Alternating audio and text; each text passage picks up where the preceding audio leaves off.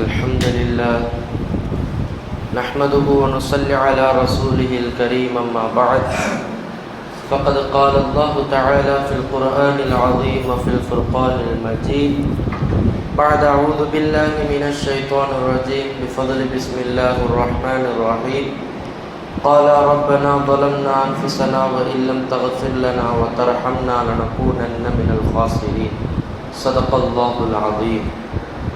அல்ஹம்துலில்லாஹ், அல்லாஹ்வினுடைய மிக பெரும் கிருபையினால் இன்றைய தினத்தினுடைய தராவீஹ் தொழுகையினை முழுமையாக நம்மை தொழச் செய்த ரப்புல் ஆலமீனிற்கு எல்லா புகழும் உரித்தாகட்டுமாக.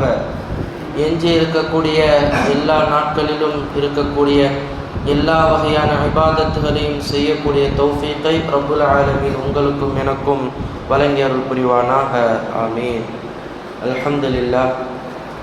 இன்றைய தினம் சூரத்துல் அஅராஃப் என்று அழைக்கப்படக்கூடிய ஒரு அத்தியாயம் முழுவதுமாக ஓதப்பட்டது. இந்த சூரத்துல் அஅராஃப், இந்த அராஃப் என்பதற்கு என்ன பெயர் என்றால் மதில் சுவர் என்று சொல்லுவாங்க. காமன் சோர் இருக்குது பார்த்தீங்களா, இது இந்த அர்த்தம் சொல்லுவாங்க முஃபஸ்ஸிரீன்கள். இந்த மதில் சுவர் அப்படின்னு சொல்கிறதுக்கு அர்த்தம் என்ன, இது எங்கே எழுப்பப்படக்கூடிய மதில் சுவர் அப்படின்றத பற்றி முஃபஸ்ஸிரீன்கள் சொல்லும்போது, நாளை மறுமையில் சொர்க்கத்திற்கும் நரகத்திற்கும் மத்தியில் இந்த மதில் சுவர் கட்டப்படும். சொர்க்கவாசிகள் எல்லாரும் சொர்க்கத்துக்கு போயிடுவாங்க, நரகவாசிகள் எல்லாரும் நரகத்துக்கு போயிடுவாங்க. இப்போ நரகத்துக்கும் போக முடியாமல் சொர்க்கத்திற்கும் போக முடியாமல் ஒரு கூட்டத்தார்கள் இந்த மதில் சுவருக்கு பின்னாடி நிற்பாங்க. இவங்க யாருன்னு சொன்னால், இவங்களுடைய நன்மைகளும் இருக்கும் பாவங்களும் இருக்கும், ரெண்டுமே சமமாக இருக்கும். அல்லாஹ் தஆலா கேள்வி கணக்கெல்லாம் கேட்டு ஃபஸ்ட்டு சொர்க்கவாசிகளை அனுப்பிடுவான், அடுத்தபடியாக நரகவாசிகளையும் அனுப்பிடுவான். இப்போ அதுக்கு பிறகு தான் இவங்களை விசாரிக்க அல்லாஹ் தஆலா வருவான். இவங்களை பற்றி சொல்லும் போது தான் பெருமானார் ஸல்லல்லாஹு அலைஹி வஸல்லம் அவர்கள் சொன்னார்கள், இந்த கூட்டத்தில் கணவனும் இருப்பாங்களா, மனைவியும் இருப்பாங்களா, தந்தையும் இருப்பாங்களா, மகன்களும் இருப்பாங்களா. அப்போ கணவன் மனைவியை பார்த்து கேட்பாராம், என்கிட்ட நன்மையும் இருக்குது தீமையும் இருக்குது, ஒரே ஒரு நன்மை எனக்கு கொடுத்துட்டீங்கன்னா நான் சொர்க்கத்துக்கு போயிடுவேன். அப்போ மனைவி சொல்லுவாங்களா, அந்த ஒரு நன்மை இல்லாமல் தானே நானும் இங்கே நின்றுக்கிட்டு இருக்கிறேன், நீங்கள் வேணால் ஒரு நன்மை என்கிட்ட கொடுங்க, நான் வேணால் சொர்க்கத்துக்கு போயிடுறேன்னு கணவன் மனைவிக்கு மத்தியில் அங்கு உரையாடல் நடக்குமா. அதே போல் தந்தை மகனிடத்தில் கேட்பாராம், இப்போ எனக்கு ஒரே ஒரு நன்மை கூட நான் சொர்க்கத்துக்கு போயிடுறேன்.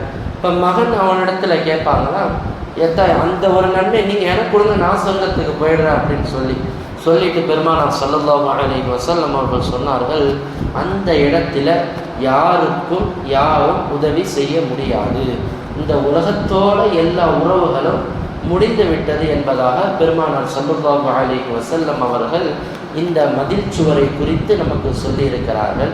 அடுத்தபடியாக இந்த சூறால ரப்புல் ஆலமீன் பல விஷயங்களை பற்றி பேசுகிறான். குறிப்பாக பனி இஸ்ரவேலர்களை பற்றி பெரும்பான்மையாக அல்லாஹ் பேசுகிறான். பெருமானார் ஸல்லல்லாஹு அலைஹி வஸல்லம் அவர்களுக்கு வஹி வந்துக்கிட்டே இருக்குது. ஏறத்தாழ குர்ஆனில் மூசா அலைஹிஸ்ஸலாத்து வஸ்ஸலாம் அவர்களுடைய பெயர் 100க்கும் மேற்பட்ட இடங்களில் திரும்ப வந்துக்கிட்டே இருக்குது. பெருமானாருக்கே பயம் வந்துடுச்சான், ஒருவேளை அல்லாஹ் தஆலா இந்த மூசா அலைஹிஸ்ஸலாம் இந்த கூட்டத்தை பற்றி பேசியே இந்த குர்ஆன் எழுதி முடிச்சிருவான் போல அப்படின்ற அளவிற்கு பெருமானார் ஸல்லல்லாஹு அலைஹி வஸல்லம் அவர்களுக்கும் இந்த பனி இஸ்ரவேலர்களை பற்றி அல்லாஹ் திரும்ப சொல்லும் போது ஒரு சந்தேகம் ஏற்பட்டு விட்டது. ஏன் அல்லாஹ் தஆலா இந்த பனி இஸ்ரவேலர்களை பற்றி ரிப்பீட்டடாக சொல்கிறான்? காரணம் என்ன தெரியுமா?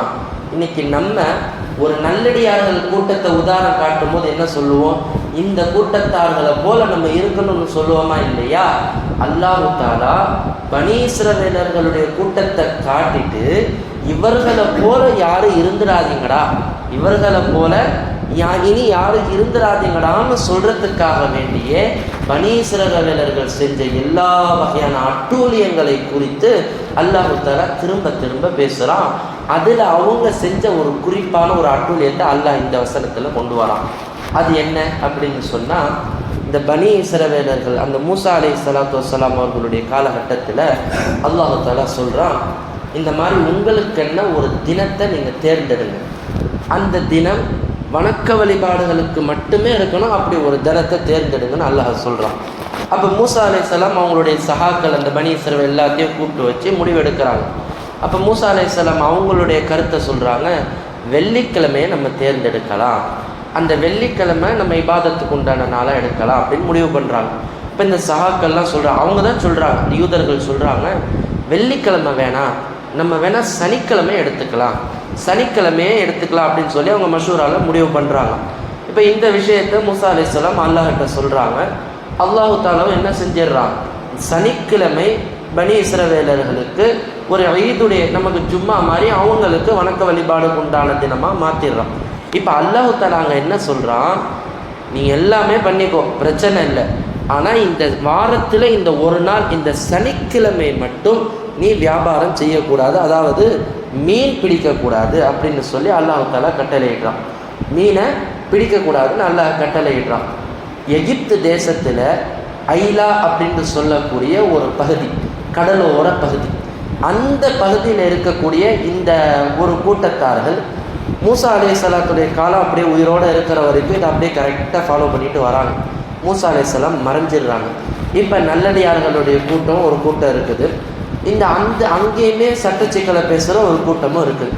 இந்த ஐலான்ற இந்த பகுதியில் என்ன பண்ணுறாங்க மக்கள், கடலோர பகுதியில் வாரத்தில் ஒரு நாள் மட்டும் மீன் பிடிக்காமல் இவங்களால் இருக்க முடியலை.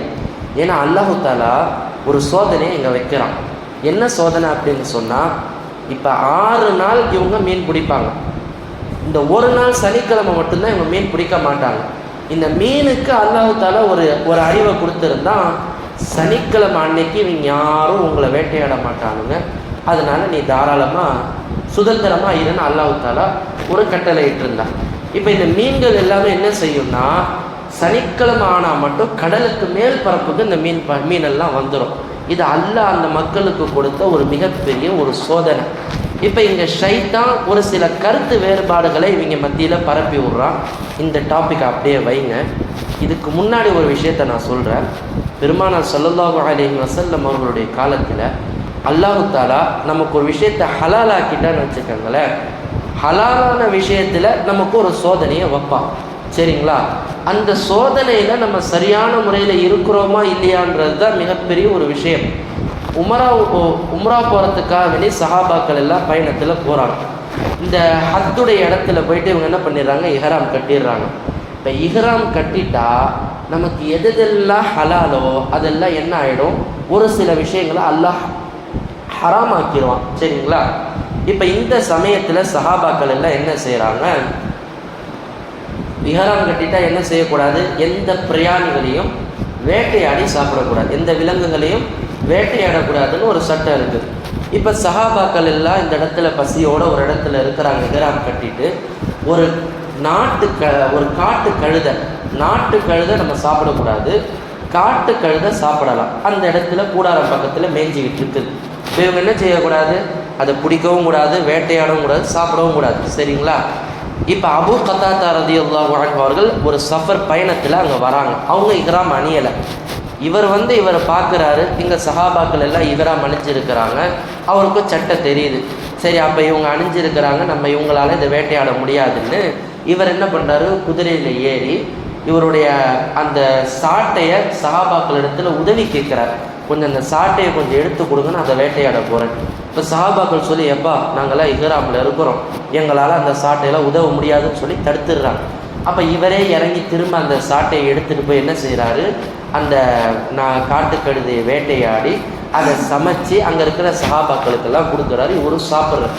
அதில் சில சஹாபாக்களுக்கு என்ன ஆகுது, ஒருவேளை இப்படி கண்ணு முன்னாடி வேட்டையாடப்பட்ட இந்த விலங்கை சாப்பிடலாமா கூடாதான்னு ஒரு சந்தேகம் வந்துடுது. பேணுதல் பாருங்கள், சஹாபாக்கள் இடத்துல அல்லாஹ் ஒன்றை ஹலாலாக்கி கூட ஒரு சில நேரத்தில் அது சோதனையாக ஆக்கும் போது சஹாபாக்கள் எப்படி இருந்தாங்க, உறுதியாக இருந்தாங்க. எப்போ பெருமானார் இடத்துல இந்த செய்தி போகுது, பெருமானார் இன்னொரு கூடாரத்தில் இருக்கிறாங்க, அங்கே இந்த இறைச்சி எடுத்துக்கிட்டே போகிறாங்க.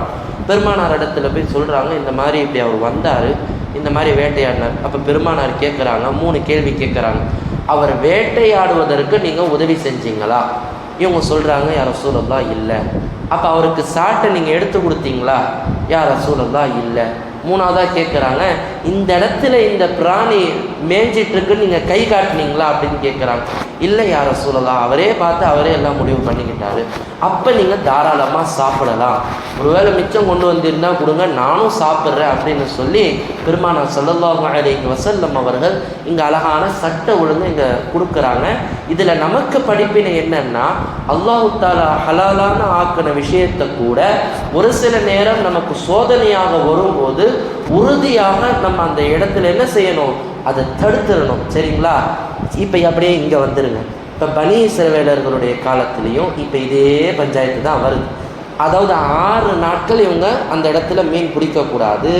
சனிக்கிழமை மட்டும் மேலே மீன்கள் என்ன ஆகுது, மிதந்துக்கிட்டு வருது. ஷைத்தான் இந்த யூதர்களுக்கு ஒரு புத்தியை கொடுக்குறான். என்னன்னா, சனிக்கிழமை தானே நீ வேட்டையாடி சாப்பிடக்கூடாது, அதனால் நீ என்ன பண்ணு, வெள்ளிக்கிழமை ராத்திரியே வலையை போட்டு வச்சிரு. சனிக்கிழமை ஃபுல்லாக மிதக்கிற மீன்கள் எல்லாம் வலைக்கு வந்து விழுந்துடும். ஞாயிற்றுக்கிழமை அன்னைக்கு நம்ம என்ன செய்யலாம், மீனை பிடிச்சி எடுத்து சாப்பிடலான்னு ஒரு ஐடியாவை கொடுக்குறான். இது ஒரு கருத்து. இன்னொரு கருத்து என்னென்னா, சனிக்கிழமை வேட்டையாடி சாப்பிட தானே கூடாது, சனிக்கிழமை வேட்டையாடி சாப்பிட தானே கூடாது, நம்ம சனிக்கிழமை எல்லாத்தையும் அணைகட்டி புளிச்சு வச்சுக்கலாம், நம்ம வேணால் ஞாயிற்றுக்கிழமை என்ன பண்ணலாம், சாப்பிடலாம், வியாபாரம் பண்ணிக்கலான்னு 2 கருத்தை ஷைத்தான் பரப்பி விடுறான். அங்கே ஒரு பெரிய கான்ட்ரோவர்சி நடக்குது. இப்போ இவங்களுக்கெல்லாம் ஒரு வேலை செய்யலை. இப்போ இதில் நல்லடியார்கள் கூட்டம் இருக்குது பார்த்தீங்களா, அவங்க என்ன பண்ணுறாங்க, தனியாக வந்து எப்பா இந்த மாதிரி அல்லாஹ்வுடைய கட்டளை இருக்குது, சனிக்கிழமை அன்னைக்கு நம்ம சாப்பிடக்கூடாதுன்னா அந்த வேலையே நம்ம செய்யக்கூடாதுன்னு சொல்லி எவ்வளோ சொல்லி பார்க்குறாங்க. ஒரு சில கூட்டம் என்ன பண்ணுறாங்க, இதை மதிக்காமல் சனிக்கிழமை பிடிக்கிறதுக்கு தயாராகிறாங்க. இப்போ ஒரு மதில் சுவரை யார் எதிர்க்கிறாங்க, இந்த நல்லடியார்கள் இருக்கிறாங்கல்ல, இந்த கூட்டத்தார்களுக்கும் இவங்க ஒரு பகுதிக்கு போய் ஒரு மதில் சுவரை கட்டுறாங்க. ஒரு மதில் சுவரை கட்டிட்டு, ஏன்னா இவங்க அல்லாஹ்வுடைய கட்டளையை மீறி ஏதாவது பண்ணாங்கன்னா நிச்சயமாக அல்லாஹ்வுடைய தண்டனை இவங்க மேலே இறங்கிடும். ஒருவேளை அந்த தண்டனை இறங்குச்சுன்னா நம்மளை பாதிக்கக்கூடாதுன்னு சொல்லி ஒரு மதில் சுவரை கட்டி அந்த சைடு போயிடுறாங்க. இரவு எல்லாரும் தூங்குறாங்க. மறுநாள் காலையில் சனிக்கிழமை முடிஞ்சிருக்கு, எல்லாரும் போய் மீனெல்லாம் பிடிச்சி நல்லா இதாகிடுறாங்க. மறுநாள் காலையில் விதித்து பார்க்குறாங்க இந்த நல்லடியார்கள் கூட்டம், அந்த பக்கத்துலேருந்து எந்த சத்தமும் இல்லை. உடனே இந்த மதில் சுவருக்கு பின்னாடி இந்த மனிதர்கள்லாம் தாண்டி போய் பார்க்குறாங்க. பார்த்தா அல்லாஹு தஆலா அந்த கூட்டத்தார்களைத்தான் குரங்குகளாகவும் பன்றிகளாகவும் உருவத்தை மாற்றிட்டான். தண்டனை புரியுதுங்களா? அப்போ அந்த வாலிபர்கள் எல்லாம் குரங்குகளாகவும் வயோதிகர்களை பன்றிகளாகவும் மாற்றப்பட்டு எல்லாம் மேய்ஞ்சிக்கிட்டு இருக்கிறாங்க. பார்த்துட்டு அவங்க மனிதர்களாக மாற்றப்பட்டவங்க தானே, இப்போ அவங்க எல்லாம் இவங்க முன்னாடி வந்து கண்ணீர் வடிச்சுக்கிட்டு நிற்கிறாங்க. அப்போ இந்த நல்லடியார்கள் சொல்கிறாங்க, நான் எவ்வளோ நல்ல விஷயத்தை நாங்கள் சொன்னோம், நீங்கள் ஏன் இப்படி கேட்காம போனீங்க, அதனால தான் அல்லாஹ்வினுடைய இந்த வேதனை இறங்கப்பட்டது அப்படின்னு சொல்லி. இப்போ இதுலேருந்து நமக்கு கிடைக்கிற ஒரு மிகப்பெரிய ஒரு படிப்பினை என்ன தெரியுமா, இந்த யூதர்களுடைய புத்தி என்ன தெரியுமா, அல்லாஹ் எதை நமக்கு ஹராமாக ஆக்கியிருக்கிறானோ அதில் எப்படி நம்ம ஹலாலாக மாற்றுறதுன்றதை யோசிப்பாங்க. புரியுதுங்களா? டைரெக்டாக ஹராமை செய்கிறது வேற, ஹலாலை அதை எப்படி ஹராமாக மாற்றி நம்ம செய்கிறது அப்படின்றத யோசித்து தான் இவங்க இப்படிப்பட்ட தண்டனைகளில் வந்தாங்க. சஹாபாக்கள் எல்லாம் கேட்குறாங்க, ஒருவேளை அப்போ அந்த மனிதர்கள் தான் இன்னும் குரங்கு அவங்க சந்ததிகள் இருக்கான்னு கேட்க நமக்கும் இந்த சந்தேகம் வரும். எனக்கே சின்ன வயசுலேருந்து ரொம்ப நாள் இந்த சந்தேகம் இருந்துச்சு, ஒருவேளை குரங்கும் பன்றிகளும் இவங்களாக தான் இருப்பாங்களோன்னு.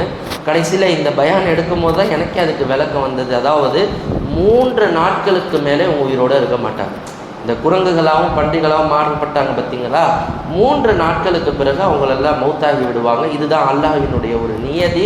எனவே இந்த சம்பவத்தின் மூலமாக நமக்கு உணர்த்தப்படுகின்ற ஒரு மிகப்பெரிய ஒரு விஷயம், பார்ப்பதற்கு ஹலால் போல இருக்கும், அதை ஆராயாமல் நம்ம என்ன செஞ்சிடக்கூடாது, உட்கொண்டக்கூடாது அப்படின்றது ஒரு உதாரணம். இப்போ பெருமானார் ஸல்லல்லாஹு அலைஹி வஸல்லம் அவர்கிட்ட சஹாபாக்கள் இன்னொரு கேள்வி